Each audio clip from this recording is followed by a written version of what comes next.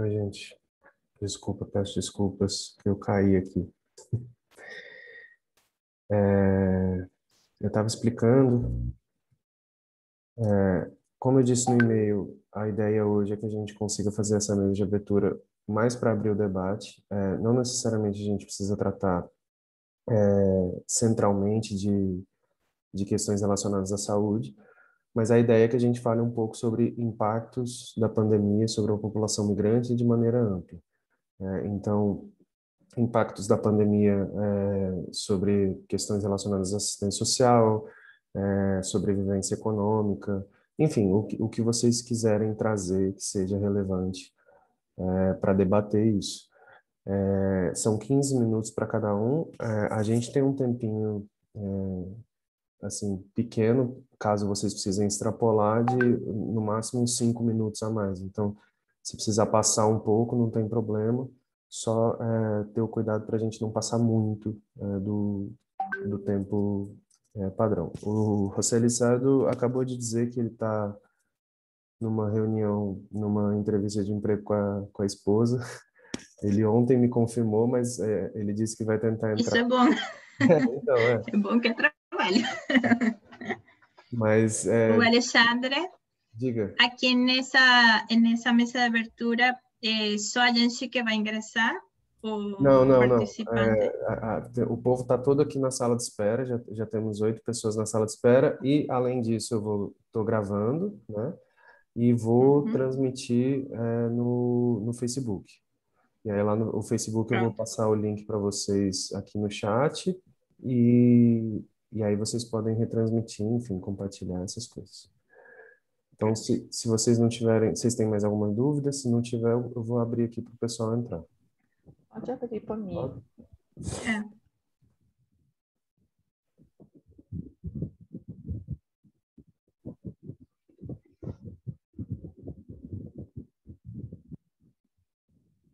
Bom dia a todas, todos e todes.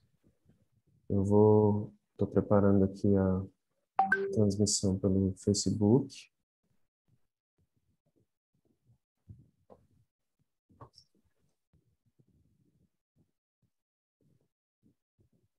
Acho que já... Não, ainda não.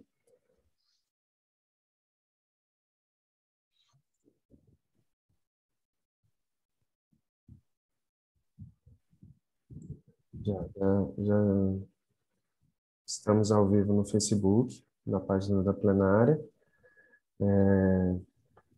Vamos dar início, então, agora à etapa regional Nordeste da plenária de Saúde e Migração, com a mesa de abertura de hoje, que tem a professora Ângela Facundo, da Universidade Federal do Rio Grande do Norte, a professora Cristiana Lisana, da Federal da Bahia, e o professor Bacilele Malo, que é da Unilab, que é a Universidade da Integração da Lusofonia Afro-Brasileira. Além deles, temos também a confirmação do José Lissado, que é uma liderança indígena, Uarau, que atualmente está no Maranhão. Ele ainda não entrou, ele disse que está acompanhando a esposa numa entrevista de emprego, mas daqui a pouquinho ele está aqui com a gente. E o Juan Pérez, que é um cacique Uarau também, que atualmente está em Alagoas, mas esteve em Pernambuco por bastante tempo, ele já deve estar entrando aqui daqui a pouco também. Hoje a gente está iniciando o que até agora foi a etapa regional com maior número de atividades inscritas. Então acho que já deixa evidente o peso do Nordeste brasileiro, dos estados do Nordeste brasileiro no debate sobre migrações, sobre saúde e migração, sobre o contexto atual da migração, que atualmente acho que em determinado nível muitas vezes fica numa posição um pouco menor em relação a, por exemplo, regiões como o Norte, o Sul e o Sudeste, né? Mas a gente tem uma demonstração hoje de que nós temos muita coisa a partir dos estados da região Nordeste, especialmente em relação a populações indígenas, acolhimento de migrantes e refugiados indígenas, para ser debatido e para ser ouvido. A plenária está na terceira etapa regional, nesse momento, a gente tem mais 2 para acontecer, e depois dessa temos a Sudeste e temos a Norte para fechar, para passarmos para a etapa nacional. Então, antes de mais nada, eu queria agradecer Cristina, Ângela e Basilele pelo aceite ao convite e por estar aqui hoje nessa mesa de abertura, que, repito mais uma vez, até agora é a maior etapa regional da plenária de saúde e migração. Então, já vou passar a palavra para a professora Ângela, que é professora no Departamento de Antropologia da Universidade Federal do Rio Grande do Norte, pesquisa migração já há algum tempo. Se você pudesse apresentar também, Ângela, eu agradeço. Obrigado e bom dia. Eu que agradeço, Alexandre, pelo convite. Eu acho que a apresentação é isso, né? Eu venho trabalhando faz um tempinho sobre migrações, sobre refúgio. Agora estou no Departamento de Antropologia no programa de pós da UFRN. Então, tenho pesquisado um pouco sobre o sul e sudeste do Brasil, na época do doutorado, e agora estou pesquisando na região que moro, né? Então, bom, eu queria começar cumprimentando a minha e meu colega de mesa, especialmente também a equipe que, junto com o Alexandre, está por trás da organização das plenárias, que é um trabalho enorme e muito necessário, né? A todas as pessoas também que estão aqui presentes na mesa e acompanhando pelas redes, e também as organizações que participam e promovem a iniciativa da plenária, né? Saúde e Migração. E claro, queria cumprimentar a participação dos meus colegas e as minhas colegas do Comitê de Migrações e Deslocamentos da Associação Brasileira de Antropologia, né, que se somaram no apoio e na organização do evento, além das outras organizações que promovem.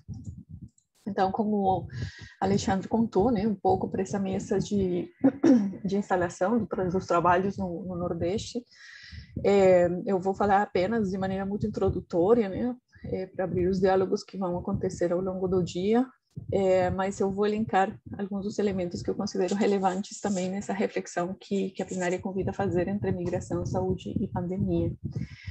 Eu acho que a primeira coisa que eu pensei, né, que está e se comentou muito mais no ano passado, em 2020, mas que ainda está presente nas reflexões que a antropologia, as ciências sociais em geral têm feito, é que quando a gente fala sobre pandemia, foi realmente inevitável não pensar no fechamento de fronteiras, né, numa suposta imobilidade que teria caracterizado pelo menos a primeira etapa da pandemia após de ser decretada, né?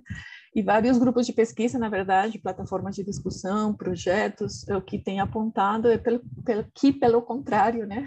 Para muitos grupos migrantes, o decreto da pandemia e o consequente fechamento das fronteiras significou uma exacerbação da mobilidade.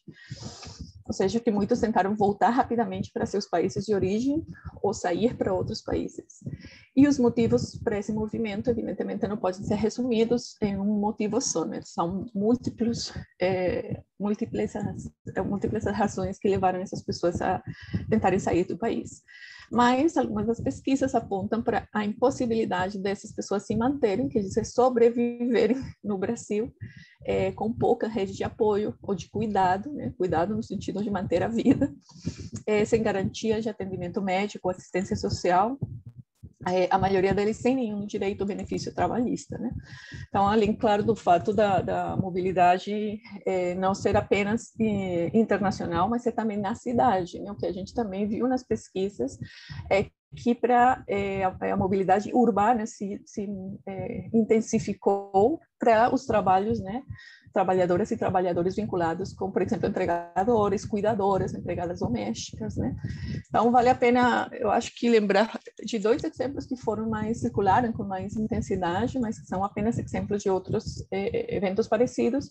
Por exemplo, o grupo de colombianos, um grupo de pessoas de nacionalidade colombiana que ficou preso, né, no aeroporto de Guarulhos, na época da primeira onda das infecções, sem comida, sem dinheiro, evidentemente sem biossegurança nenhuma, à espera de um voo supostamente humanitário, que a Colômbia, enfim, simplesmente enviou um voo que titulou de humanitário com preços absurdos para as pessoas terem que pagar pela sua própria conta, né?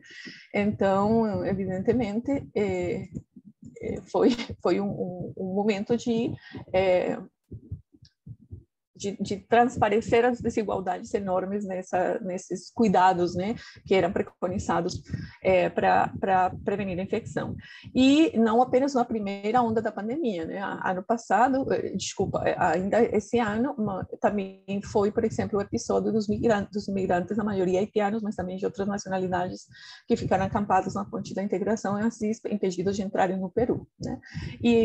Novamente, né, nesses e em outros casos, evidentemente as pessoas estavam muito mais expostas ao vírus, com menos condições físicas de enfrentar uma possível infecção, em um estado de estresse que, só olhando para a situação de biossegurança, já é gritante sobre as condições de desigualdade social e precarização das migrações mais pobres, né?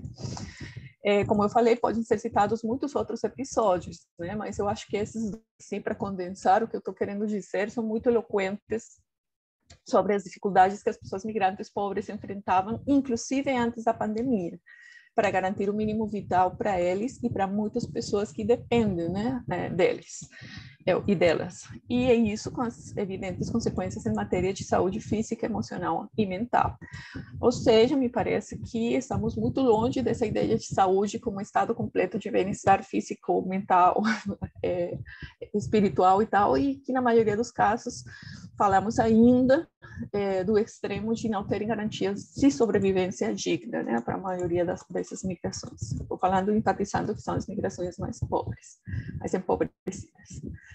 O segundo ponto que está relacionado com esse assunto da mobilidade, da imobilidade durante a pandemia, é precisamente o fato de que a maioria da população imigrante mais pobre se desempenha no setor informal ou de serviços, né? Então, são dois dos setores mais impactados pelas medidas de restrição que foram necessárias para diminuir a circulação do coronavírus. Então, sabemos também, pelas pesquisas de muitos outros colegas e outras colegas, que a impossibilidade de um vínculo empregatício com garantias trabalhistas, como porta de entrada a outros direitos, por exemplo, como assistência social, médica, etc., é a norma para a maioria dos migrantes no mundo, não apenas no Brasil, né? Mas a gente está centrado aqui, que se deslocaram à procura de recursos materiais, né? Isso foi muito impactante em cidades muito turísticas como Natal, por exemplo, né? Que a competência linguística, o bilinguismo, às vezes a falta de português, mas a fluência no espanhol ajudava, né, muitas pessoas a trabalharem com bicos e, enfim, a se conseguirem se manter, né? Contudo, nesse ponto, me parece muito importante lembrar que não toda migração é motivada pela busca de emprego. Ou seja, sem esquecer da importância de falar das consequências nefastas do neoliberalismo e da produção contemporânea de um lumpenproletariado global, em proporções muito alarmantes, eu acho que é necessário simultaneamente evitar reduzir a experiência migrante a uma experiência econômica, né? O que se resolveria apenas com a vinculação da população migrante como assalariada. Semana passada, falando, por exemplo, com os amigos Guarau, que estão no Natal, eles elencavam muito isso, né? Não, a gente não quer, né, ser assalariado, a gente quer outras formas possíveis de futuro no país, produzindo sua própria autonomia em termos de alimentos, de vida. Então, eu acho que, embora o emprego seja um objetivo de muitos e muitas migrantes, pessoas migrantes, eu acho que é muito importante também levar em consideração isso, eu acho que muitas outras pessoas almejam outras formas de vida e imaginam outros futuros possíveis para si, que não estão vinculados aos planos de trabalho nos moldes contemporâneos, que incluem jornadas cada vez mais longas, salários cada vez mais insuficientes, um plano de vida enquadrado por muitas horas de trabalho e pouco descanso, e deslocamentos infames em transportes precários, especialmente nas grandes cidades, né, em que o deslocamento é um dos elementos que mais afetam a saúde. Em termos gerais, pelo que significa passar muitas horas do dia nos meios de transporte, mas especificamente durante a pandemia, né, que já foi várias vezes elencado que os riscos de contágio são altíssimos nos transportes maciços, né? E o terceiro ponto que eu queria levantar é, evidentemente, o assunto do atendimento propriamente em saúde, né? Da assistência e serviços médicos e hospitalares em geral.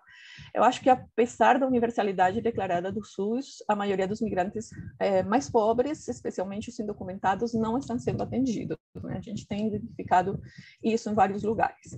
E, evidentemente, todos esses assuntos obedecem a vários fatores, né? Às vezes, por exemplo, que as próprias pessoas não sabem que têm esse direito, ou acham que se vão, né, a um equipamento público podem ser deportadas, alguma coisa pelo tipo, ou simplesmente que não vão ser atendidas. Mas, às vezes, também as equipes de atendimento médico desconhecem o assunto e os direitos. E o que a gente identificou, em geral, aqui na prática, quando não há uma política pública orientada e articulada com formação e informação, as pessoas que não têm documentos e que não têm comprovante de residência são pessoas que não são atendidas, né? Que estão em estado de saúde muito precário, sem assistência básica, né? Que seria uma forma, inclusive, preventiva de saúde. Então, me parece que nesse caso é muito urgente, né? Que há uma política pública específica em todas as regiões com processos de formação para as equipes, com informações que circulem, inclusive, para as pessoas migrantes, pelas redes das pessoas indocumentadas, né? Que não se relacionam com os locais onde costumeiramente se informa sobre documentação e direitos. Então, essa seria para mim, uma questão urgente. Já me encaminhando para alguns pontos finais, para falar só um pouquinho mais, eu gostaria salientar o assunto linguístico, né? A gente agora no Nordeste está muito mais relacionado com o assunto do espanhol e do guarau. Nem todos os guarau falam fluentemente espanhol, né? Então também é um assunto de respeitar a língua guarau, não como um dialeto menor ou como uma coisa que falam essas pessoas meio estranhas, né? A sensibilização das equipes passa pelo reconhecimento das línguas das outras pessoas como competências igualmente interessantes do que o fato de falar inglês ou alemão, né? Então, por exemplo, urgente também combater esses estereótipos que são baseados, né, nessa organização colonial do mundo, pensando que as línguas são o espanhol, o inglês, o português, o alemão e tal, e os dialetos são essas pessoas que falam coisas estranhas. E é isso porque também, por exemplo, há que reconhecer que, no caso específico do Guarau, eles têm competências, eles são trilíngues muitas vezes, né? Então, eles falam Guarau, espanhol, alguns deles espanhol e alguns deles estão aprendendo o português. Eu acho que isso ajuda, né, a combater esse tipo de informação reiterada, ajuda a combater, né, parte do racismo estrutural e dos estereótipos que costumam aparecer nos locais de atendimento. Mas, contudo, não é apenas o assunto do Guarau, né? A gente sabe que, inclusive, as migrações não tão empobrecidas têm dificuldade na relação médico-paciente, uma relação hiper-hierarquizada, muito desigual, que se vê mais afetada, mais atingida pelo assunto linguístico, em que as pessoas costumam ser acusadas de desleixo, de não cuidar suficientemente da saúde, ou de vir de países atrasados porque não vieram com o protocolo de vacinas, enfim, todas essas acusações. Então, uma relação muito acusatória, extremamente desigual, vai se impactar muito mais com a língua, né? Temos muitos migrantes que vêm, inclusive estudantes, que falam francês ou que falam árabe, enfim. Então, a língua é um desafio que eu acho que pode ser enfrentado com a ideia de integrar equipes, né? Projetos de extensão nas universidades, por exemplo, na UFRN tem dado certo o projeto de extensão do curso de Letras Espanhol, com a professora Isabel, que está disponibilizando algumas das bolsistas, por exemplo, para trabalhar junto com as equipes de saúde no processo de tradução. Então, enfim, pensar estratégias, mas eu acho que o assunto da língua é bem importante, né? Eu acho que a sensibilização das equipes de atendimento é fundamental. Eu acho que todas as pessoas envolvidas no atendimento, desde porteiros até médicos especialistas, deveriam ser envolvidos nesses processos de reflexão, ser parte dessa preocupação como política pública para a saúde imigrante. E com isso não estou afirmando que apenas as equipes, né, de saúde ou dos serviços médicos tenham a ver com o assunto da saúde, né? Se a gente toma como base essa visão alargada, né, da saúde como um estado de bem-estar, eu acho que há muitos agentes que podem impactar positivamente a saúde, né, ou agir, né, para que isso possa ser um objetivo possível, e não está previamente definido. Eu acho que em cada município a coisa pode muito. Eu pensei exemplo, muito nos estudantes migrantes, né? Tem um incentivo, por exemplo, eu acho que Basilele pode também contar sobre o assunto dos estudantes PECG e PECPG, né? Que chegam, por exemplo, como um fomento da internacionalização das universidades, mas que no momento da pandemia ficam à mercê da vida, né? Alguns deles já estavam vinculados com políticas universitárias, por exemplo, mas outros não estão recebendo essa assistência, né? Então, a universidade era uma fonte de comunicação, internet, para comunicar com suas famílias, de alimentação mais barata, de redes de sociabilidade e cuidado. Então, se fecha a universidade, como que a universidade também se responsabiliza por esses estudantes, como que cria políticas para a manutenção da vida, e não apenas para aumentar os indicadores de internacionalização, sem se preocupar como que essas pessoas estão sobrevivendo nos tempos pandêmicos que ficaram muito difíceis, né? Então, acho que pensar em agentes e atores que impactam a saúde tem que levar em conta também a responsabilidade, por exemplo, nas cidades em que a população universitária migrante é eloquente, né? Evidentemente, né, as sugestões de sempre, né, de pensar na particularidade cultural e no histórico sociopolítico dos povos indígenas migrantes é muito importante. A gente tem visto isso com a chegada dos Guarau para a região Nordeste, que tradicionalmente não se reconhecia, pelo menos, como uma região receptora, mas não somente os Guarau, né? Houve processos de interiorização de venezuelanos e venezuelanas que trouxeram pela primeira vez refugiados, abertamente refugiados, massivamente, coletivamente identificados para a região, né? Então, acho que essas particularidades devem ser levadas em consideração. Eu acho que também é lembrar, né, que os lugares que a gente considera seguros, ou lugares de assistência, ou lugares de proteção para a maioria das pessoas, muitas vezes podem ser lugares hostis para as pessoas com sexualidades ou gêneros dissidentes, não hegemônicos, né? Então, isso sempre é muito importante lembrar. Eu acho que a articulação com os grupos, né, da sociedade civil, das organizações populares que têm trabalhado pelos direitos das pessoas LGBTIA+, mais, então elas já têm um acúmulo, né, de trabalho de interlocução com os serviços de saúde que vale a pena, potencializar. E eu acho que, para finalizar, eu queria salientar que uma das coisas que traz mais benefício, quer dizer, que gera mais angústia e estresse para as pessoas migrantes que têm parte de seus outros fundamentais, dos seus parentes, amigos, familiares longe, é a falta de comunicação, né? Então, eu acharia que cada vez mais nós teríamos que insistir na internet e no direito à comunicação como um direito vital, fundamental para as populações migrantes, né? As pessoas precisam estarem conectadas. A forma de sobrevivência passa pela conexão com outras pessoas. A gente tem visto isso de maneira muito eloquente, muito evidente com os Guarau, que estão o tempo todo se informando e se mantendo ao tanto do que acontece com os outros em rede de comunicação, grupos de WhatsApp, plataformas sociais, das redes sociais da internet. Então, assim, garantir a internet liberada, de graça, com uma boa qualidade, para que as pessoas possam estar em contato com esses outros que ficaram no país, com as famílias que não conseguiram encontrar porque ficaram paradas durante a pandemia, e, em geral, manter contato. Eu acho que uma fonte de tranquilidade, de bem-estar emocional que deve ser fortalecida, né? Então, eu deixaria também essa sugestão. E, enfim, eu penso que é um panorama muito geral, pararia por aí, mas tem muitas outras coisas que serão discutidas durante as mesas, com certeza.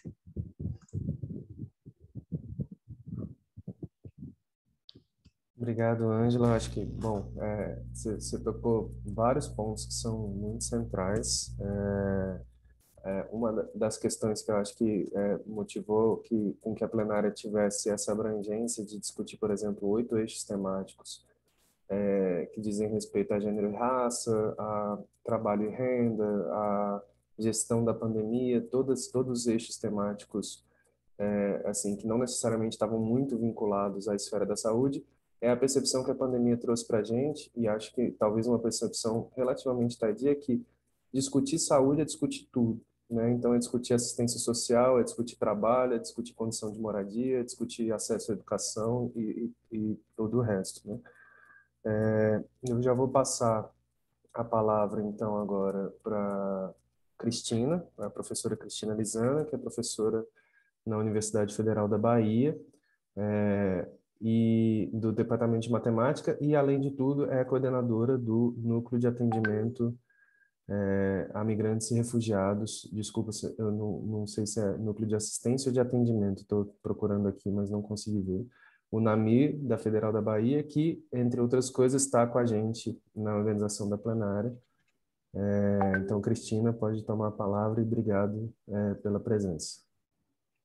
Bom dia, obrigada, Alexandre. Núcleo de apoio, Núcleo de Apoio aos Migrantes e Refugiados. Então, bom, é muito interessante a fala da Ângela, né? Ela conseguiu abranger tudo, né? A gente ficou sem fala. Não, só brincadeira. Bom, primeiro que tudo, quero agradecer a meus colegas de mesa, aos participantes, né? Pelo convite também para conformar a mesa. Gostaria também de fazer público aqui que a Patrícia, né? A Patrícia, que é voluntária do NAMI, ela foi que ajudou aqui na organização também do evento. E ela vai coordenar uma mesa no horário seguinte aqui, a nossa mesa de abertura. Então, bom, eu tinha preparado uma fala, mas a Angela fez me repensar algumas coisas, né? Então, eu vou dividir a minha fala. Primeiro, tenho quanto tempo? Para não me estender muito. Por volta de 15 minutos, no máximo 20. Certo. Então, eu vou dividir a minha fala, vou tentar dividir em duas partes, uma parte institucional e uma como migrante, né? Então, vou me apresentar primeiro. Eu sou Cristina, eu sou venezuelana. Eu sou professora da Universidade Federal da Bahia, na área de matemática. Eu não sou pesquisadora da área de migração, mas eu venho fazendo um trabalho com a migração venezuelana desde o ano 2016, inicialmente no Rio, e posteriormente pelo trabalho que eu vim morar em Salvador.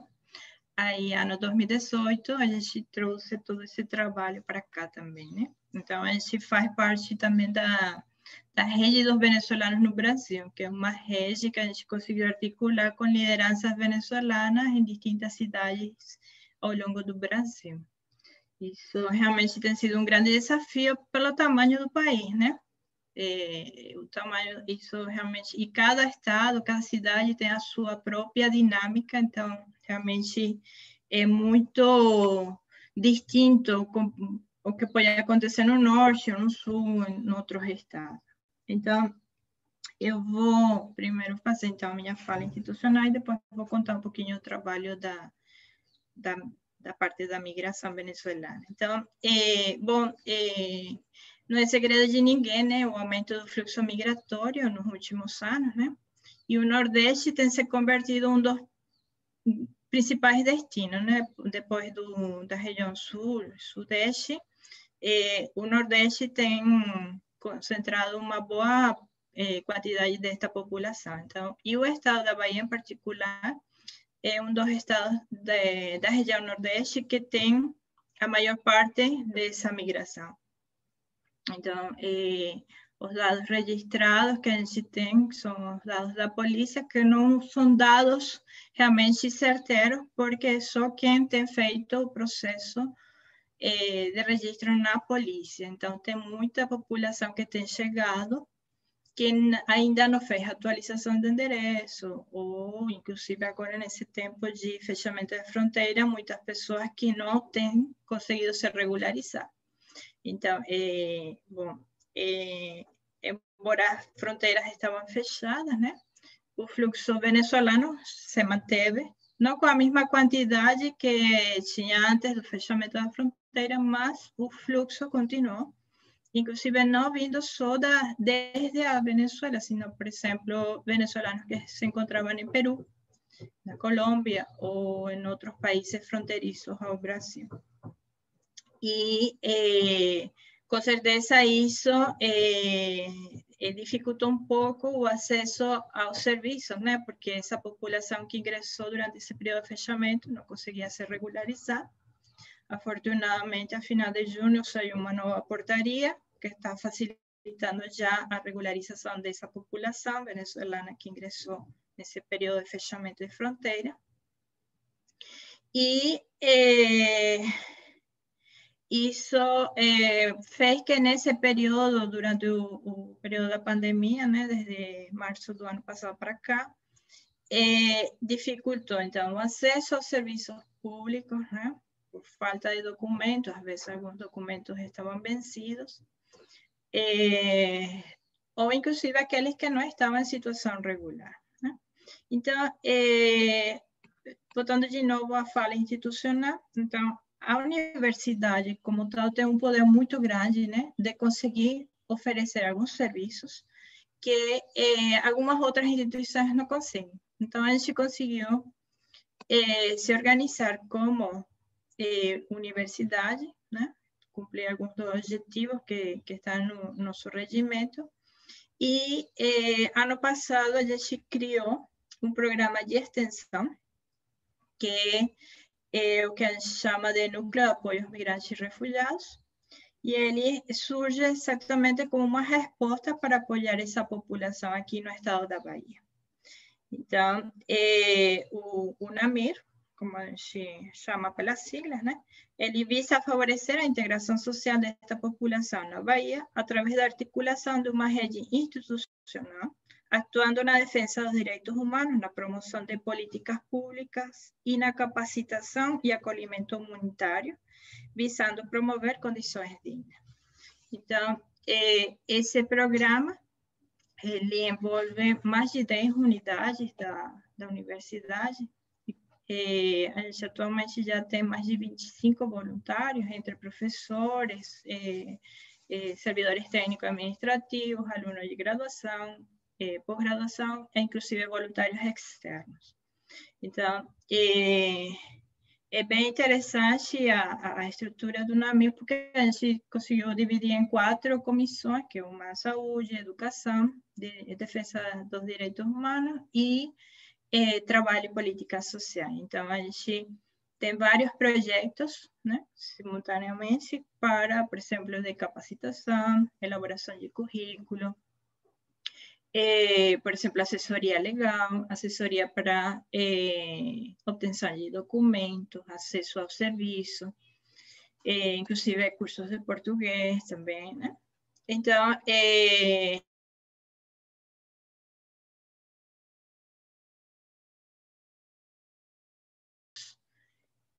para essa população. Uma coisa que, por exemplo, quando eu cheguei aqui na Bahia, no 2018, a quantidade de imigrantes no estado era bem pequena, que estávamos fazendo no Rio, trouxe para cá, para Salvador, aí comecei a entrar em contato, ver quem estava fazendo algum trabalho aqui. Nessa época, era bem incipiente, né? Era pouca, na verdade, tinha basicamente 3 pessoas trabalhando pelos migrantes. Aí tinha a paróquia da Ascensão do Senhor do Carme e uma professora da Unifax. Então, aí a gente começou a ativar essa rede, né? Uma rede local, aqui em Salvador, para conseguir ajudar essa população. Final de ano 2019, 2020, a gente começa a ver esse incremento da população. A diferença dos outros estados do Nordeste, que tem recebido uma grande quantidade de indígenas guaraus, a Bahia também tem recebido o guarau, mas a maioria são não guaraus. Então, tem muitos que chegaram por interiorização, e tem se concentrado uma grande quantidade no município Laura de Freitas, que é um município do lado de Salvador. E nessa população, a gente percebeu nesse período de pandemia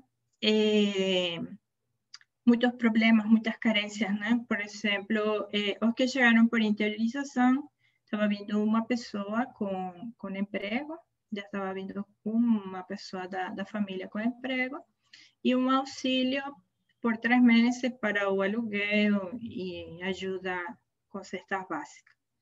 Só que começou a pandemia e muitos deles ficaram desempregados. Então, essas pessoas começaram a ficar sem trabalho, sem ingresso. aí a rede local, que já para ano passado já tinha crescido, né? Já temos, a gente já conta com mais de 15 instituições, né? Estou falando de caráter religioso e não religioso. Tem, por exemplo, a Pastoral, o Serviço Jesuíta, tem a Unifax, a UFBA, tem outras ONGs, a Caritas também está ajudando, tem ONGs locais que oferecem apoio também. E começou a dar essa ajuda inicial, né, uma ajuda emergencial, na verdade, para essa população que ficou desempregada e que não estava tendo acesso nem sequer ao mínimo que é a alimentação, né? Então, essa rede é o que a gente chama de RAMBA, talvez vocês já ouviram falar, a gente já tem iniciado os trabalhos desde o ano passado, já como uma rede, faz parte dessa rede, e é interessante esse trabalho em rede, porque o que uma instituição não pode fazer, a outra consegue fazer. Né? Por exemplo, a gente como universidade sempre é um problema para a parte de recursos, né? Na parte de conseguir doações, sempre isso dificulta um pouco, mas aí entra o papel das outras ONGs, né? Da Pastoral, que eles conseguem suprir essa necessidade. Então, a gente já também tem trabalho em parceria com a OIM e a ACNUR. Por exemplo, ano passado, a gente conseguiu viabilizar um auxílio emergencial para 40 famílias de imigrantes venezuelanos, que realmente foi uma ajuda econômica que para ele fez muita diferença, né? E, voltando dentro da universidade, a gente tem essa mobilização interna, né? Que, por exemplo, já desde o ano 2019, a universidade tem feito o chamado 3 vezes, com um edital que é exclusivo para vagas para migrantes e refugiados, migrantes em situação de vulnerabilidade, para vagas de graduação. Então, isso tem facilitado o ingresso ao ensino superior dessa população, porque muitos que finalizaram o ensino médio no seu país de origem e eles não têm feito, por exemplo, o Enem, então não é obrigatório fazer o Enem. Isso realmente tem sido de muita ajuda e aos poucos tem ido ingressando mais pessoas migrantes, né? Outra coisa que é o forte das universidades, que eu vi que na mesa temos várias pessoas da universidade, sempre importante falar, é sobre a revalidação de diplomas, porque muitas dessas pessoas já estão vindo com alguma profissão, só que a dificuldade para revalidar o documento é sempre uma barreira, né? Então, dentro da universidade, a gente já está fazendo essa discussão de ver como flexibilizar a revalidação de diplomas. Então, essa sensibilidade para essa população tem sido um fator que realmente tem feito uma diferença, né? E outro que eu queria acrescentar, que como rede, também a gente tem conseguido juntar forças, né, para começar a envolver o poder público, né, porque certamente a rede a gente pode fazer muitas coisas, mas tem coisas que não dependem de nós, né. Então, isso já tem se começado, a gente já tem uns 2 meses que começamos o diálogo, né, com o governo do estado, com a secretaria, começou a articulação, e estamos realizando reuniões uma vez por mês já, para começar a ver como construir políticas públicas, né, para apoiar essa população. De fato, tem alguns municípios dentro do estado da Bahia que estão um pouquinho mais avançados. Por exemplo, eu gostaria de mencionar o caso do município de Vitória da Conquista, que é a Secretaria de Desenvolvimento Social a que está oferecendo o serviço para os migrantes para renovação de documentos, assistência, e é bem interessante, né? Então, certamente que talvez um município que não tem muitos migrantes, a maioria são guará, mas aos poucos cada município vai se incorporando também no trabalho, e realmente isso vai fortalecer muito o trabalho da rede, como rede, né? Não só agora da sociedade civil, sino também envolvendo o poder público. Com certeza ainda falta muito para fazer, né?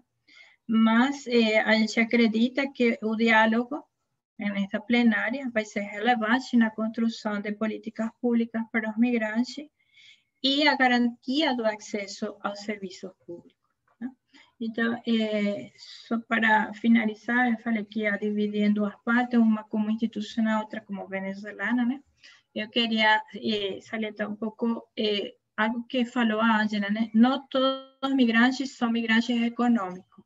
Em particular, o migrante venezuelano é uma migração forçada. Então, a gente sempre tem que lembrar que é uma população que está saindo do país pela violação dos direitos humanos que eles têm no seu país de origem. Então, é uma população que está vindo, além de não ter condições econômicas, está vindo com muitos problemas de caráter psicológico, de saúde, a população com desnutrição, né? Então, são uma população que não está saindo só porque quer mudar de lugar, não? É uma população realmente que está saindo porque é forçada a fazer isso, no sentido de que se ela ficar no lugar, a sua vida tem risco. Então, são fatores que devem ser considerados também no momento de atendimento a essa população, né? O outro que eu queria também salientar que aqui na Bahia, a gente, afortunadamente, tem conseguido dialogar com a Polícia Federal e eles estão, inclusive durante o período que muitos estados ficou fechada a Polícia Federal, que não estava fazendo atendimento nenhum, aqui estava fazendo, diminuiu, claro, a quantidade de vagas por dia, tinha que fazer agendamento, mas continuou fazendo o atendimento. Então, isso realmente foi um diferencial, porque muitos conseguiram atualizar, fazer renovação dos seus documentos. E em relação aos guarás, já para finalizar, queria... a Ângela também falou alguma coisa que é realmente bem interessante, né? Essa população, muitos deles não falam espanhol, né? Inclusive, às vezes, eu, quando vou me comunicar com eles, devo fazer em português, às vezes, né? Porque eles falam na sua própria língua, né? Então, muitos deles moravam em lugares onde só estavam eles e não tinha aquela interrelação. Então, eu acho que o José Lizardo vai falar muito melhor do que eu. A gente tem, aqui no estado da Bahia, tem presença de guará, com certeza não deve ser tanto como Rio Grande do Norte, ou em Pernambuco também tem bastante, né? Na Paraíba. Mas temos presença, sim, em Feira de Santana a gente já tem mais de 45, em Vitória da Conquista também 40, mais ou menos, em Itabuna também temos presença, e no sul, mais sul da Bahia também tem uma presença. Então, e é uma população que precisa uma atenção diferenciada, né? Por exemplo, muitos deles estão vindo sem nenhum tipo de documento, então eles só tem a chance de fazer pedido de refúgio, esse tipo de coisa, né? Então, uma das coisas que a gente sempre faz ênfase é que tentar ver como eles gerar uma renda usando as suas próprias habilidades, né? Os seus próprios conhecimentos. Então, isso é um pouco para não ter interferência nessa população, né? Porque eles também vão ser... por exemplo, se eles for para a escola, eles vão ser alfabetizados em português. Então, seria interessante também eles poderem ser alfabetizados na sua própria língua, né? Esse tipo de coisa. Então, eu acho que é melhor vou deixar para outros também falar, né? E depois a gente, com certeza, vai ter muito para conversar. Obrigada, Alexandre. Obrigado, Cristina, pela apresentação do Namiri e pelo panorama que você deu. Só destacar duas coisas que sua fala me chamou a atenção. Acho que essa questão da mobilização do poder público é uma coisa que nós temos tentado fazer, porque, via de regra, quando a gente vai lidar com migração, a sociedade civil fica com responsabilidades que não seriam suas, justamente porque não existe iniciativa do Estado. E isso sobrecarrega, obviamente, a sociedade civil, que não tem condição de prestar o mesmo serviço, não tem a mesma capacidade de atuação que o Estado. Então, é urgente que a gente consiga mobilizar as diferentes esferas de governo para dar respostas em relação à migração. A política pública para a migração não pode ser só interiorização. Ela tem que ser muito mais completa e complexa, né? Em relação à língua, acho que essa é um dos exemplos mais comuns assim que eu vejo, e que a especificidade da migração oral traz à tona, porque é uma migração indígena. A gente vive num país que tem uma perspectiva muito assimilacionista, mesmo em relação às línguas internas, né? A gente tem mais de 200 línguas, quase 300 línguas indígenas, e apenas uma língua oficial, que, como disse Ângela, também elas são tratadas como aquilo lá que aquelas pessoas falam. Na chave do dialeto, essas pessoas falam dialetos e não línguas. E mesmo a gente tem duas línguas oficiais, e mesmo a segunda língua oficial não é ensinada, por exemplo, nas escolas, como a língua brasileira de sinais, que é uma língua oficial do Brasil. Mas, enfim, acho importante trazer esse ponto. Obrigado. Eu vou passar a palavra agora. O Juan tinha me pedido para falar, mas ele não está aqui nesse momento. Então, eu vou passar para o professor Basilele e depois para o José, para a gente ter um tempinho para abrir para perguntas. Só para apresentar um pouco o professor Basilele, ele é doutor em Sociologia pela Unesp e é professor do Instituto de Humanidades e Letras da Unilab, que é a Universidade da Integração Internacional da Lusofonia Afro-Brasileira. Professor, por favor.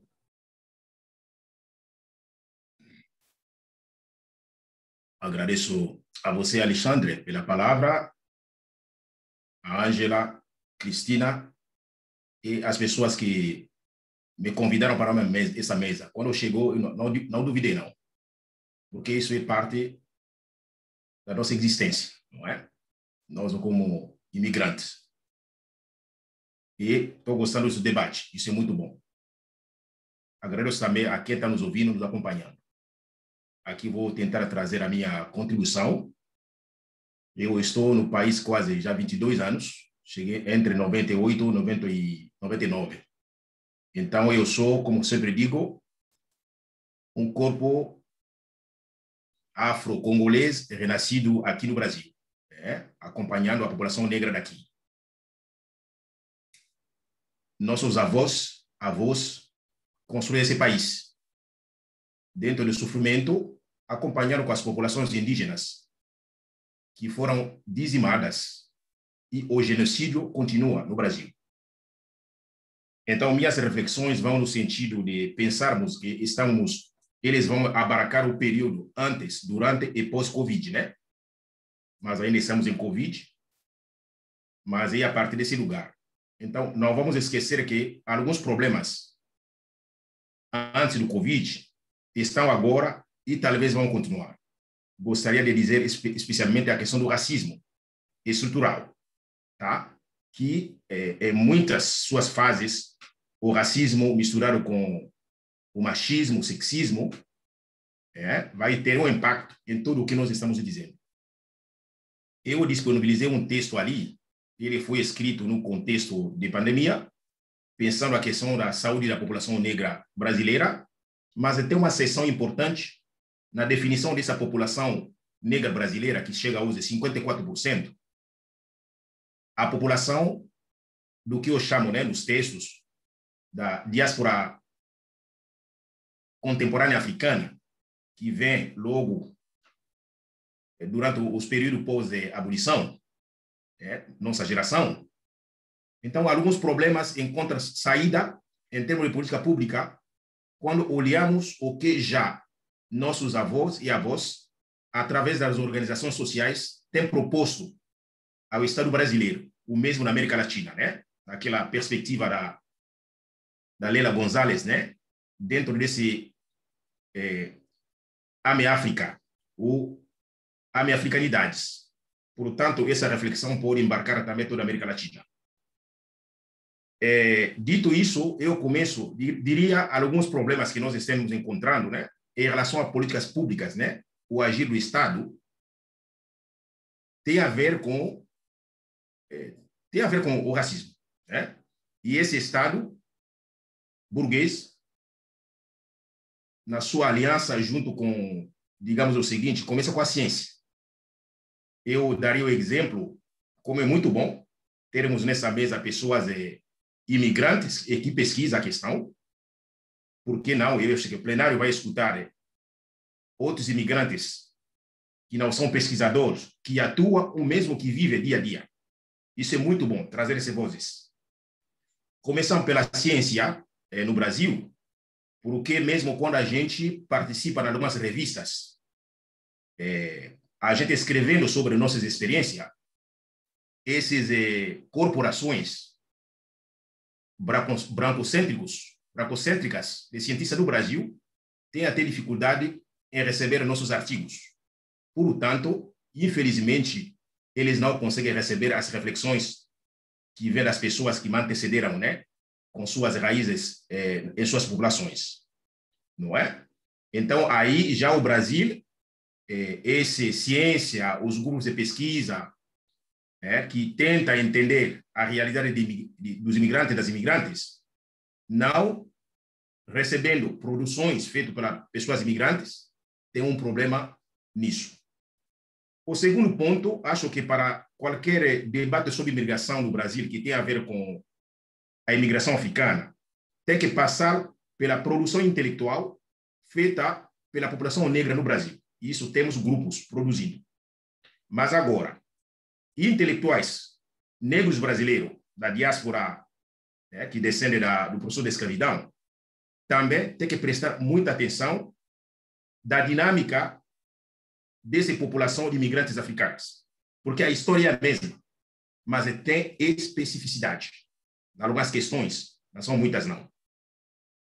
Ali, dito isso, isso significa que o que nós estamos discutindo aqui, política pública para imigrantes, eu acho, né, com esse recorte que fala sobre imigrantes africanos, ele tem a ver com o debate que nós estamos fazendo na América Latina sobre a refundação dos estados da América Latina.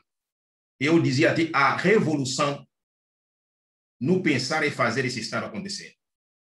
Essa revolução, né, o paradigma do bem viver, de Pachamama, de Bolívia e Equador, nos aponta um caminho.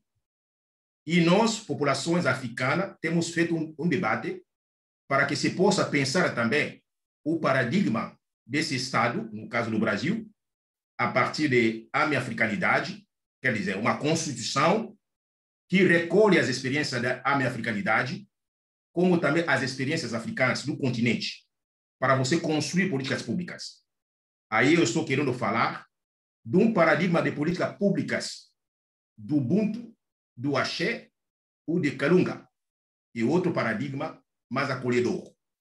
Então, os gargalos dos problemas que nós estamos colocando aqui, a gente nem teria se esses gestores públicos, não é? Seja, digamos assim, o servidor do Estado, as instituições do Estado brasileiro, os seus governos, quando procurar reformular suas políticas públicas a partir dos paradigmas ancestrais indígenas e africanos, talvez muitas questões mudem aqui. Dito isso, acho que é importante que a temática de imigração fosse fazer parte dos currículos escolares. Ali, vou dizer, conseguiremos acompanhar as imigrações que são internas na América Latina, não é? Nas populações da América Latina, especialmente as indígenas, ou índios descendentes, não é? Da mesma forma, a gente pode acompanhar melhor essa dinâmica de imigrações africanas. A imigração africana contemporânea e a continuidade da imigração africana forçada dos séculos XVI. Não podemos esquecer isso. Não podemos esquecer. Então, eu vou apontar alguns problemas e também saídas, dito isso. Problemas, como eu já disse, como a gente está falando da saúde, os problemas, esse saúde, estou vendo na forma global. Nós temos problemas no âmbito de carências materiais, como alimentação. Durante esse período de Covid, alimento mesmo atingiu as pessoas. Aqueles imigrantes africanos que conseguiam trabalhar, como já foi dito também, não conseguem trabalhar, não é? Aí, qual a diferença que vai ter?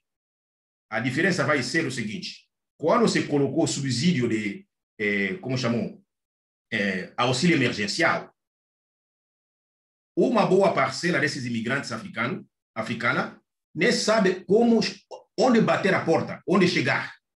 Quer dizer, mesmo esse direito, um pouco desse recurso, não chega na mão dessa população, porque a maioria não tem nem informação, não sabe onde se dirigir.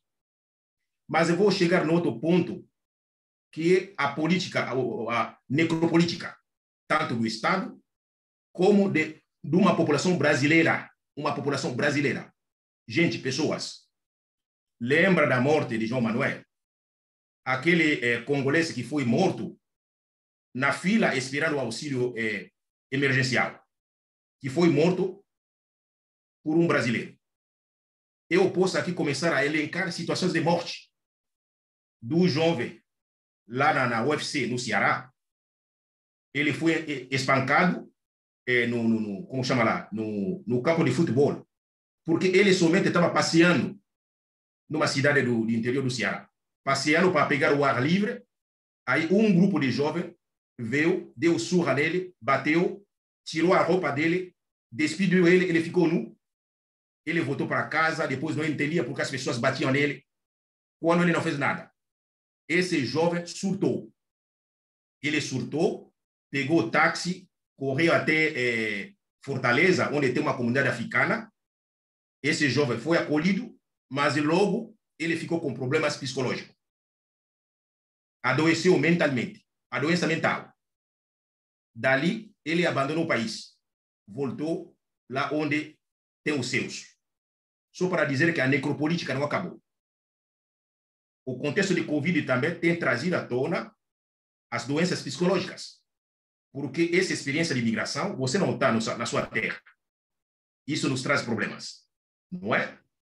São várias coisas. Posso citar machismo contra as mulheres africanas, não é? Vou dar outro caso que é gritante. Por exemplo, a universidade está aqui um dos campos, né, está aqui na Bahia, em São Francisco do Conde, perto de Santa Amaro. Nós já ouvimos falar, o pessoal que está ocupando agora o governo municipal está dizendo o seguinte: quer saber qual é o gasto, quantos os estudantes africanos gastam no hospital municipal. Então, estão querendo cobrar. Gente, a Constituição brasileira ampara qualquer cidadão que está nesse país. Os ditos imigrantes temos os mesmos direitos do que os nascidos aqui.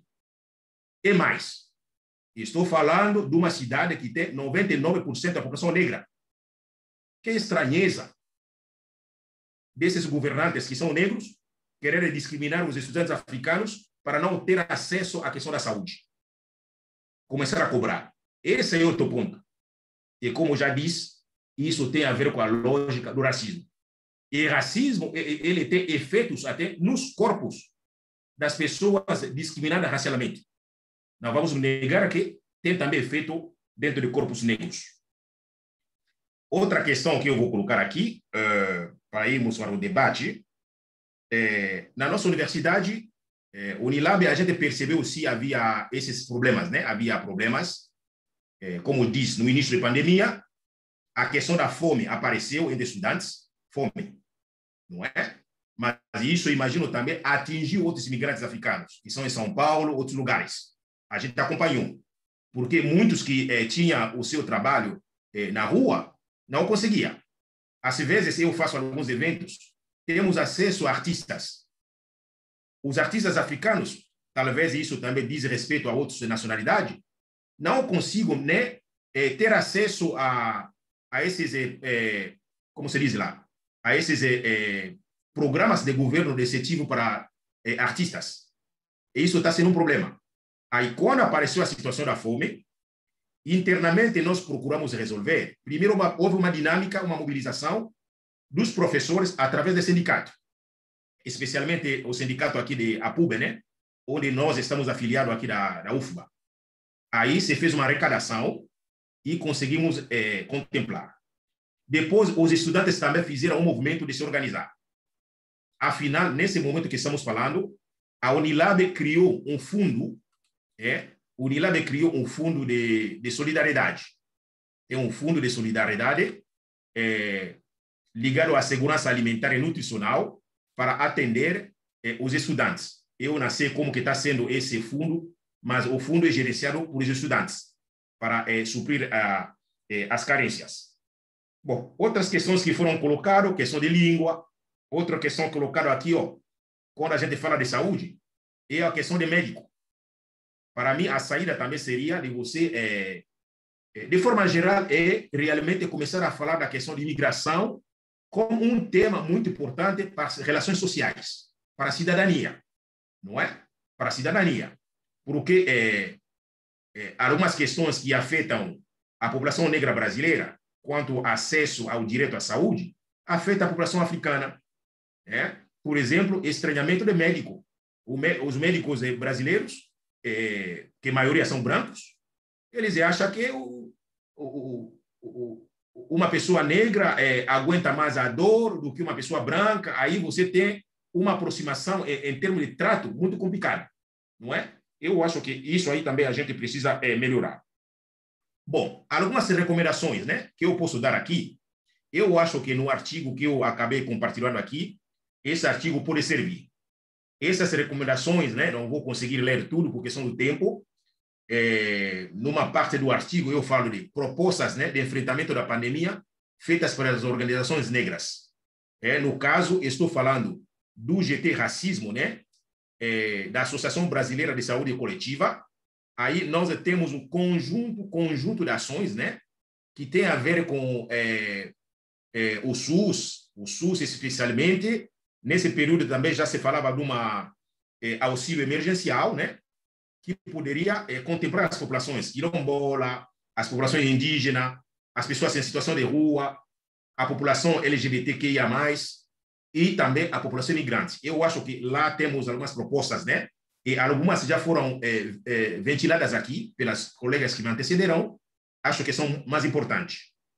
Para finalizar, acho que o mais importante, como eu já disse, é preciso mudar o paradigma de pensar as políticas públicas para imigrantes.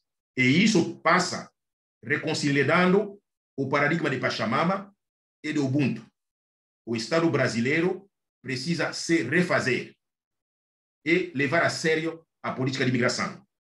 Nesse momento, eu acho que a minha universidade está passando um momento muito especial, não é? Havendo algumas demandas, né, nesse sentido, acho que a nossa gestão superior pode sim estar uma gestão superior pronta, né, a querer discutir essas questões, até pelo acesso que ele tem ao governo federal, e também que se criou alguns setores, né, na Unilab, como Secretaria Especial de Direitos Humanos, de Política de Igualdade Racial, e a nossa ProInter, né, Proreitorias de Relações Institucionais e Relações institucionais, interiorização e internacionalização. Então, tem algumas ações muito interessantes que estão acontecendo na Unilab, e nós também estamos discutindo também para a abertura, né, da acolhida, né, de imigrantes que querem estudar, refugiados, outras pessoas, né, que procuram para fazer um curso superior. A universidade vem discutindo para atender essa temática no quadro de direitos humanos feito nessas perspectivas, como eu já disse, indígena, uma perspectiva africana. Então, vou ficar aqui para irmos no diálogo e na contribuição. Muito obrigado.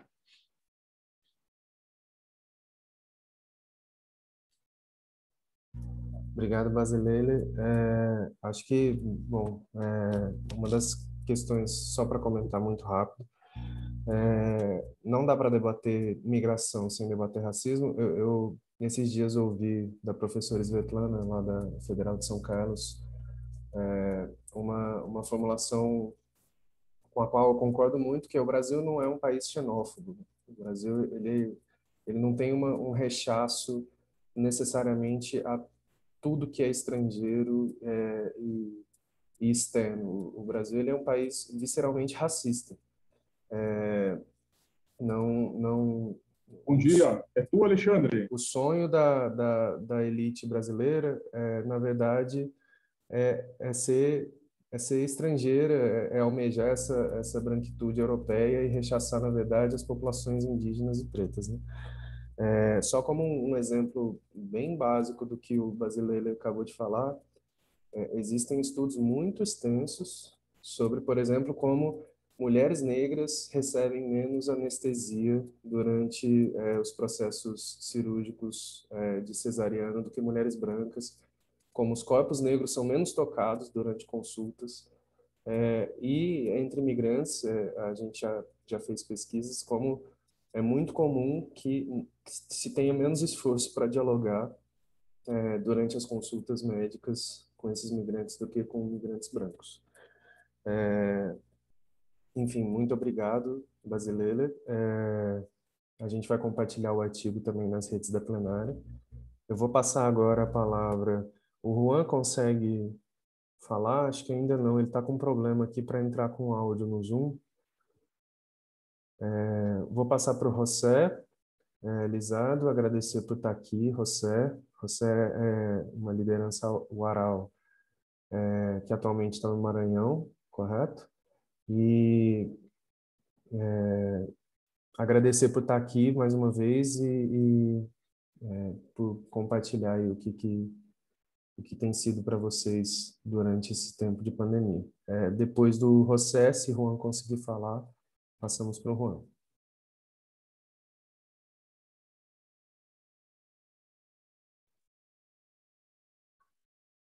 Sí, muy buenos días, ¿me escucha?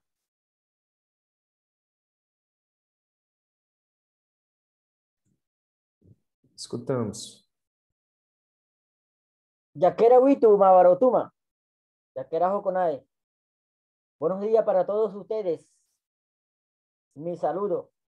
Voy a hablar en español para fluidez mejor que tengo por ahora. Ciertamente, para mí es un honor compartir con ustedes.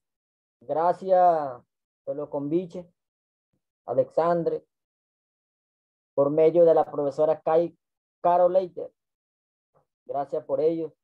Estoy aquí en este momento para dar algunas informaciones. Bien, podría facilitar a las universidades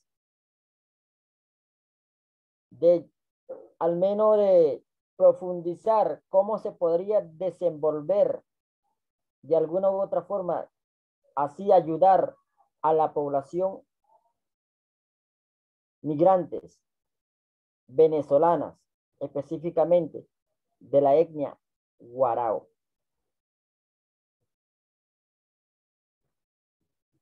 Orgullosamente me siento como venezolano en otro país, aquí en Brasil. Muy tristemente, y es lamentable, desde el año 2014 fue que la población Warao fueron movilizando, pues llegaron acá a Brasil por diferentes motivos. Yo quisiera hacer el llamado para todas las personas, muy especialmente para los que están oyéndome el día de hoy. Primeramente agradecerle. Y una cosa muy importante en esta mesa de apertura,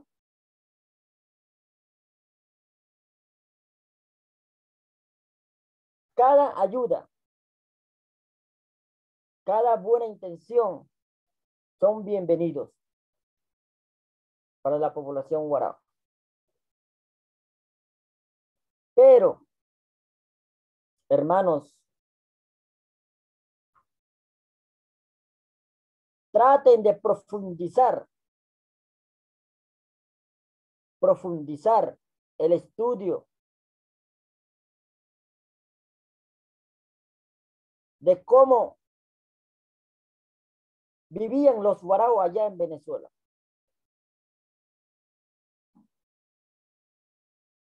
Cómo era su fuente de trabajo.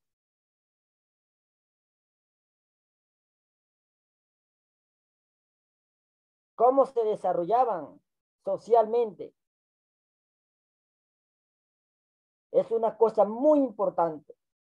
Al parecer que hay datos errados. Hay informaciones falsas que están manejando las instituciones que quieren ayudar a la población guarao aquí en Brasil. Y es algo que no está muy bien. Por eso le exijo que profundicemos más. Y están recibiendo información de los antropólogos. Mi respeto hacia los antropólogos de aquí de Brasil. Al parecer que los antropólogos no tienen información eficaz de la vida del guarao, específicamente del guarao. Entonces, esto hay que corregirlo, mejorar. Estamos aquí para mejorar, profundizar lo que es la comunicación directa y así podamos desarrollar o buscar estrategias, formas a las políticas públicas de la población guarao aquí en Brasil.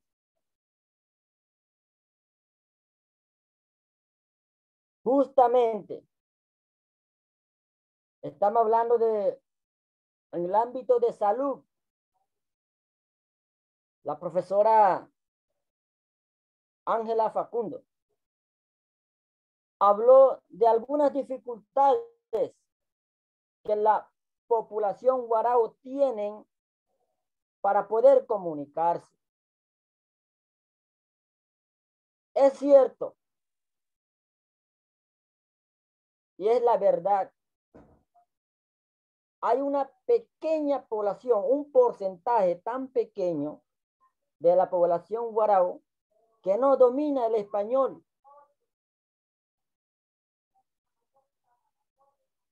Entonces, ¿cuál sería? Les pregunto, ¿cuál sería la estrategia para contrarrestar esa debilidad? ¿Hay salida? ¿Hay solución para esa debilidad? Para nosotros, para que la población guarao, de esa pequeña población guarao que no comprende o que no domina el español,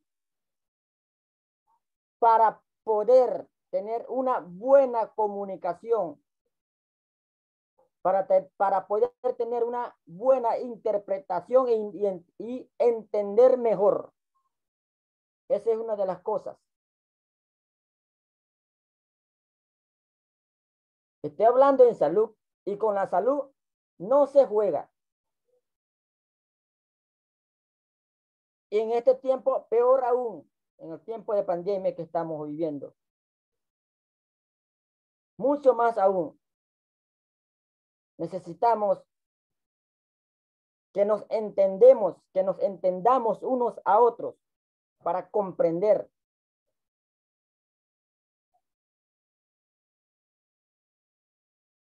Mejor sería buscar personas preparadas y así poder ayudar para interpretar a la población guarao que no domine el español. Eso lo hago la pregunta para todos ustedes.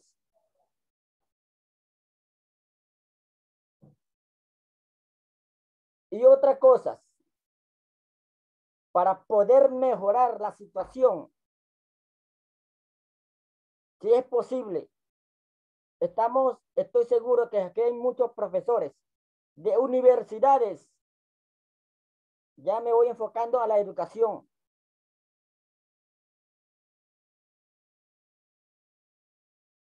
Y les invito a que concienticemos a la población. Voy a hablar específicamente de la población guarao. Vamos a concientizar a la población guarao.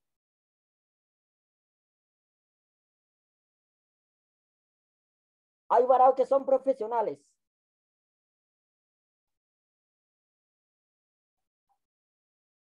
Pero necesitamos un atendimiento especial, exclusivo,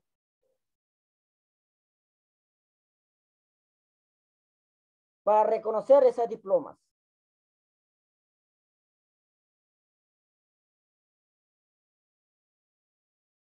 Hay profesores, hay médicos,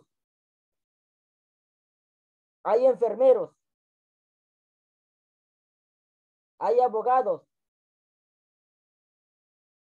entre otros, que bien podría ayudar. Estamos aquí para eso. De alguna u otra forma, el guarao bien podría participar en desarrollo del país.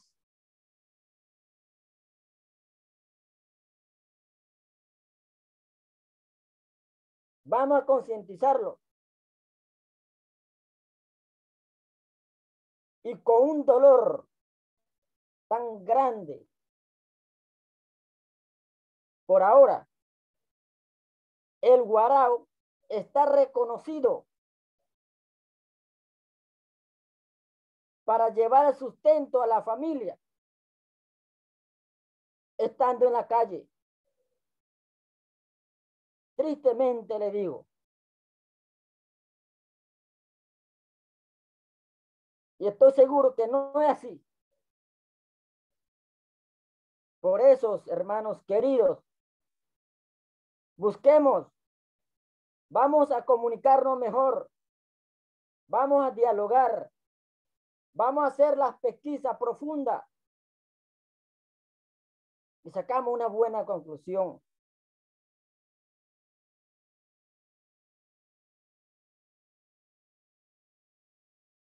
Sabemos los motivos por qué venimos acá. Y lo lamento mucho desde lo profundo de mi corazón lo que está pasando en Venezuela. Y actualmente el guarao en Brasil no está muy bien. Y repito, el guarao si no sale para la calle, en los semáforos, el guarao no tiene con qué comer.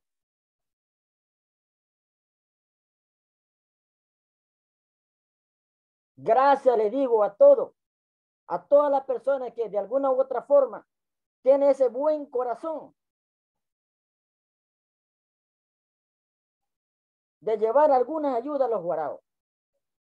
Iglesias evangélicas, iglesias católicas, ONG, universidad, servicio pastoral de migrantes, Cáritas.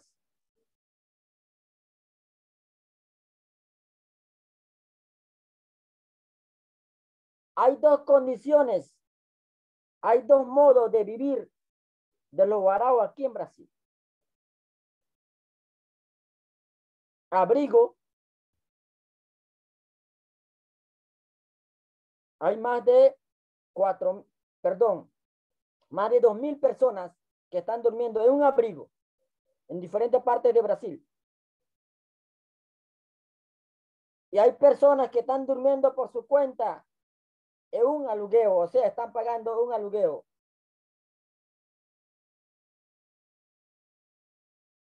Entre comillas, el ACNUR, la OIM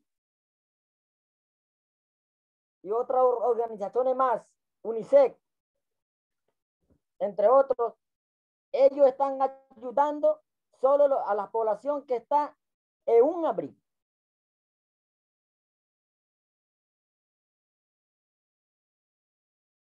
Y el ACNUR no apoya a la población que está durmiendo por su cuenta o está pagando un alugueo. No tiene interés. Gracias a las buenas personas que nombré ahora poco. Y otra cosa, como fuente económico del guarao, es salir a la calle. Y esa forma tenemos que buscar de mudar, de cambiar la vida del guarao, de estar en la calle. ¿Es posible en la vida? Me pregunto. Yo estoy seguro que en la vida no es posible. Todo es posible. Siempre y cuando haya mejor unión. Pero esa verdadera unión, que esa unión no sea falsa, que esa unión no sea abstracta o fantasía. Vamos a ir a lo concreto. Vamos a ir a la realidad. Y algo muy importante. Hagamos esas decisiones de una manera conjunta. Hay un gran error. Uno de los otros errores que están tomando decisión a espaldas de la población guarao. Y eso está malo. Y eso va también muy en contra de los derechos humanos. De los derechos que corresponde como pueblos originarios que somos. Pueblos indígenas. Los respetamos a todos. Y le exijo que nos respete a nosotros también, como pueblo originario.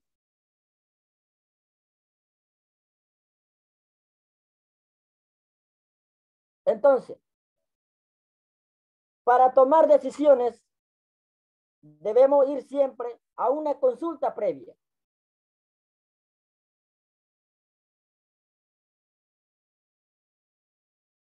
Eso es el gran error que están haciendo las instituciones como el ACNUR, entre otras instituciones más.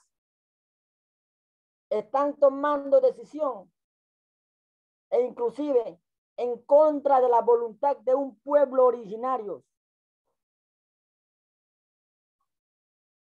Y eso es un gran error. Entonces, busquemos estrategias. El guarao, históricamente, ha sido de conversación, de análisis, de reflexión y al final una conclusión. Eso es la vida del guarao. El guarao cree en el diálogo.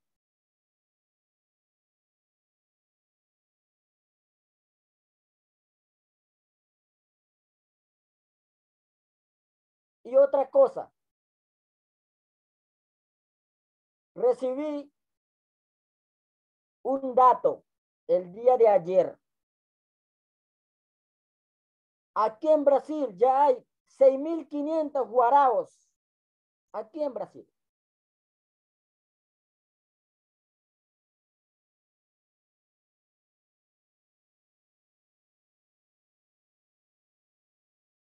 De esas 6.500, ya hay en 24 estados de país, aquí en Brasil.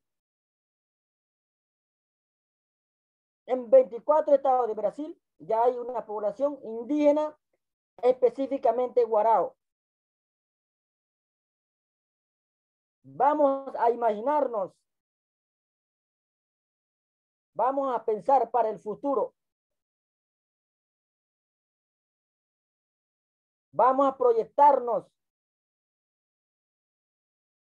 a ir más allá.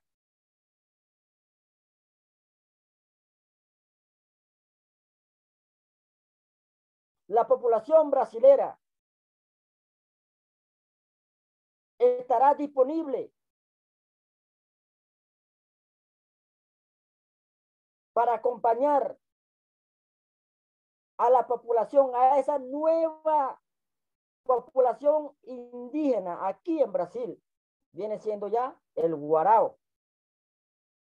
Aparte de muchas etnias que hay en Brasil, ya el guarao forma parte del grupo de indígenas aquí en Brasil. Y lo va a hacer así.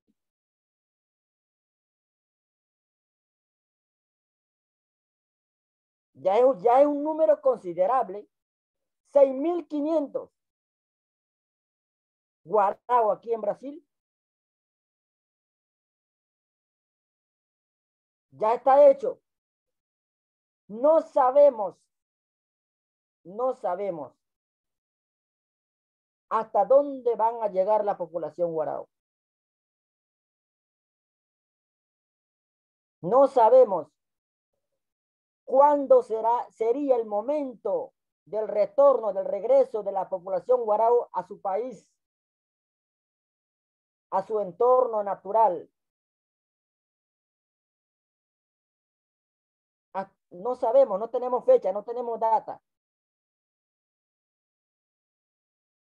Para eso debemos prepararnos.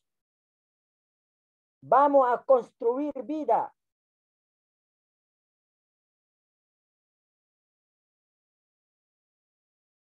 Preparémonos ese camino. Y yo siempre le digo a todas las personas, como en este día están haciendo, buenísima esa idea. Le animo que siga continuando así. Es una manera de corroborar, de ser partícipe,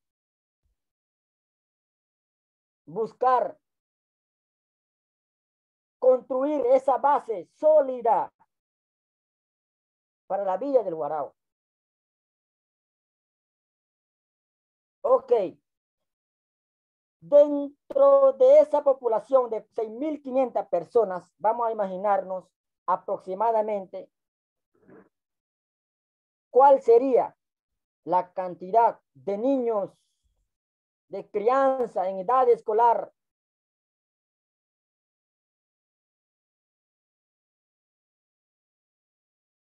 bien podríamos tener un dato exacto de la población de jóvenes. ¿Por qué digo esto? ¿Por qué? El 97% de la población en edades escolares no estamos estudiando, no están estudiando. Es triste y es muy triste.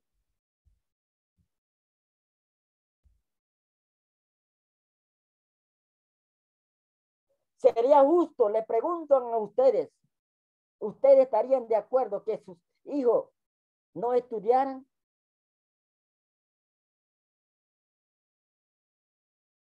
Nosotros también tenemos el derecho, como cualquier ciudadano, como cualquier familia. Queremos que nuestros hijos estudien.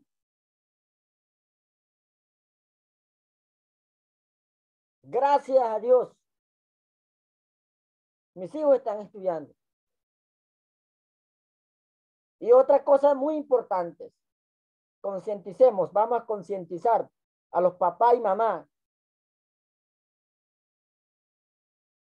para que estudien a sus hijos.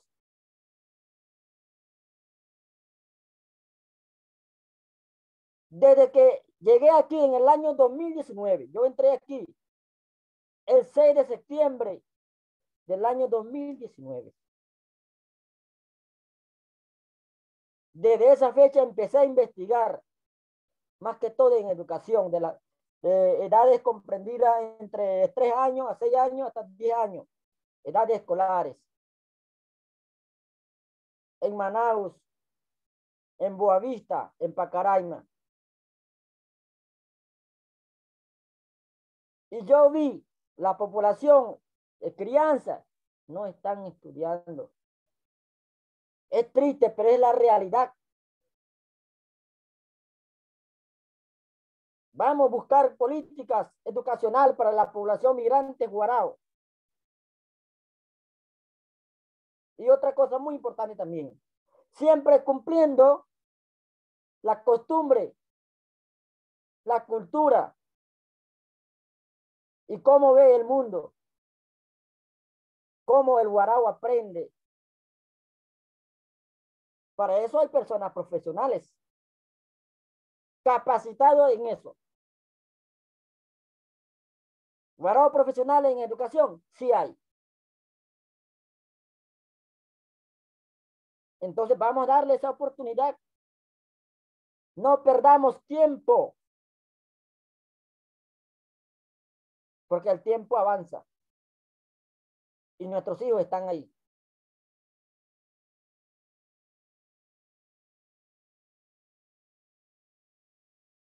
Entre otros, casi el 100% el guarao no tiene un empleo fijo. No tienen. Y les preguntan a ustedes, ¿cómo hace el guarao para conseguir el dinero, comprar el alimento y darles a sus hijos?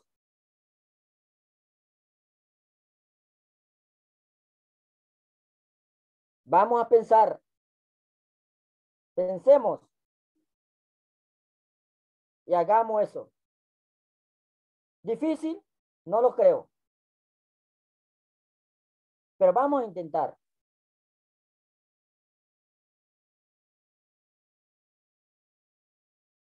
Y otra cosa también que quería decir.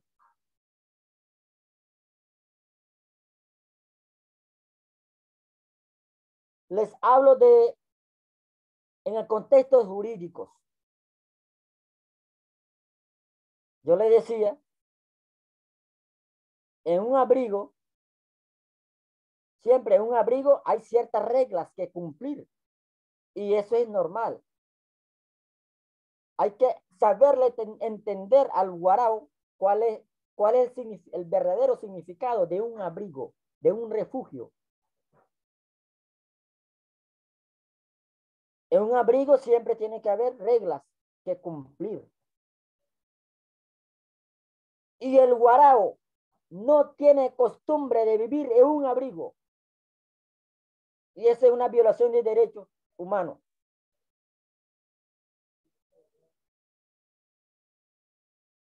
El guarao no tiene costumbre de vivir en un ambiente fechado. Yo dormí también en un ambiente fechado. 7 meses viviendo en un abrigo. Por eso salí de un abrigo. Y todavía hay personas en un abrigo que ya tiene 4 años, que tiene 5 años durmiendo en un abrigo, cumpliendo algunas órdenes en contra de su voluntad. Y le pregunto también a ustedes, ¿Será que un abrigo es la solución para la población guarao?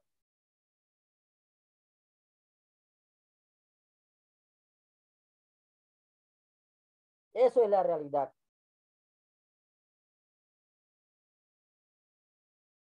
Y otra cosa también, voy un poco para atrás, hablando de interpretación, la lengua portuguesa, español y guarao.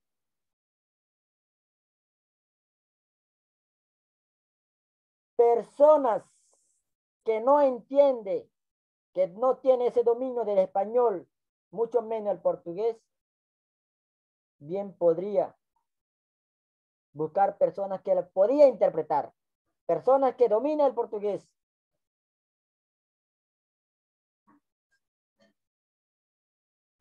Y le digo así, ¿por qué?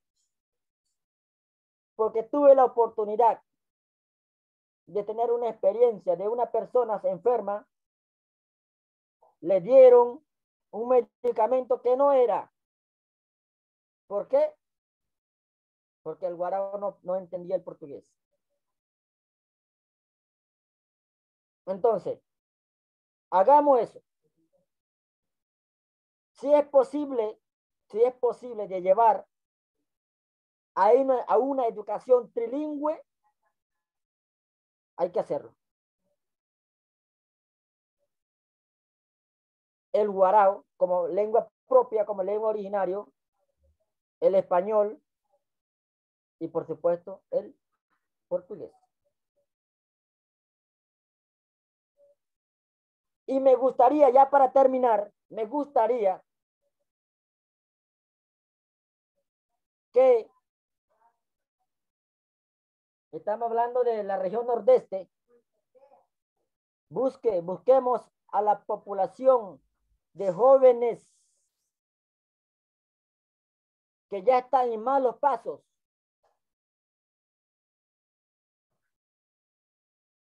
Ya están en malos caminos.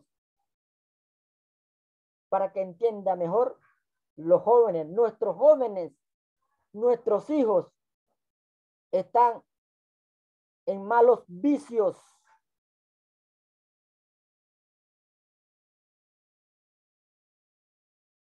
Entonces, ¿qué vamos a hacer? ¿Vamos a quedarnos con los brazos cruzados?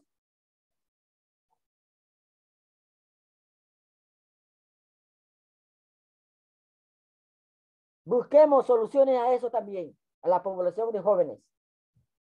Buscar el sustento, trabajo, fuente económico para la juventud. Y es lamentable que se está escapando de nuestras manos. Se escapa. Pero estamos aquí nosotros. Yo digo estamos aquí, yo me incluyo, porque de verdad estoy con ganas de ser partícipe en ese desarrollo.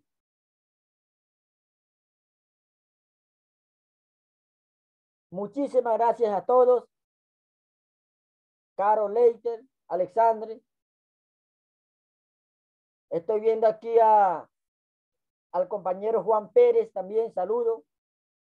Recife, en Pernambuco. El año pasado dormía ya 3 meses en Recife también, en la cual conocía ya a la profesora Carol, Víctor, entre otros. Me disculpa, por favor, con la mano en el corazón les digo, si le dije algunas palabras que le sentí mal, pero estamos aquí para eso. Estoy siempre en la orden, cualquier cosa, tengo mi contacto con Alexandre, con Carol. Vamos a construir vidas aquí en Brasil. Muchísimas gracias. Yaquera Huito. Muito obrigado. Bom dia. A gente que agradece você. A gente ainda tinha o Juan, a gente passou um pouco da hora e eu estava aqui pelo WhatsApp tentando. Esse é meu filho, gente, desculpa o som. Juan não conseguiu conectar o som. A gente tentou aqui, baixou o Zoom mais de uma vez, mas A distância não deu certo, acho que ele não está nem ouvindo a gente. De toda forma, a atividade agora, nós vamos ter duas atividades agora. Uma delas é a roda de conversa com... deixa eu só pegar a programação aqui, porque a gente já fala com mais propriedade. Queria, antes de mais nada, agradecer a todos, todas e todos que estão aqui presentes, ao pessoal que compôs a mesa, ao José, quem ficou até agora. Nós vamos ter 3 atividades agora, no horário das 11 às 13, na sala 1. Tá abrindo aqui, gente, desculpa.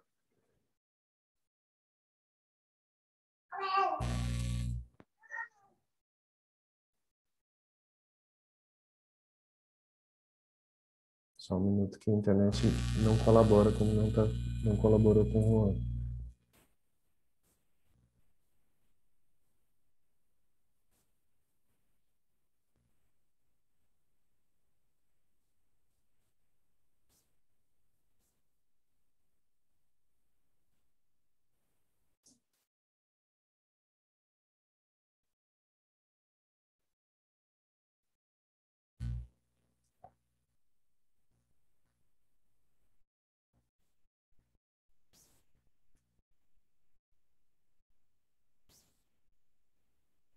Olha só. Aqui. Sala 1 vai ter a mesa redonda, acolhimento e assistência a migrantes e refugiados no estado da Bahia, com a Patrícia Lewis, a Cristina Lisana, que esteve aqui com a gente, e mais membros do NAMI, que é o Núcleo de Acolhimento a Migrantes e Refugiados, Núcleo de Apoio, desculpa, estava aqui registrado errado. Na sala 2 vai ter o grupo de escutas de migrantes e refugiados sobre suas condições de acesso à saúde, com Vitor dos Santos Oliveira e Raíra Pereira, do Serviço Pastoral de Imigrantes do Nordeste. A Ana Carolina Leite, que ajudou bastante na composição da mesa aqui, especialmente com a interlocução com o José e o Juan, do Grupo Migrações, Mobilidades e Gestão Contemporânea das Populações, da Federal do Pernambuco, Grupo Migra. A Leila Novaes, do Reconstrua Saúde na Rua da Universidade Católica de Pernambuco. E na sala 3, a primeira vez que nós temos 3 salas, a atividade é combate à pobreza menstrual com a Alessandra Freitas, do Mulheres Unidas. Queria parabenizar todas e todos e todes que estavam na mesa, sinalizar que essa é a nossa primeira mesa completamente composta por migrantes. A gente conseguiu trazer migrantes em outras mesas, mas essa é exclusiva, então acho que isso é muito significativo e desejar, enfim, que todos consigam continuar acompanhando as atividades e possam ajudar nas propostas e contribuir com a plenária final, que vai ser amanhã, das 14 às 17. Tá bom? Muito obrigado a todas, todos e todes, e um abraço.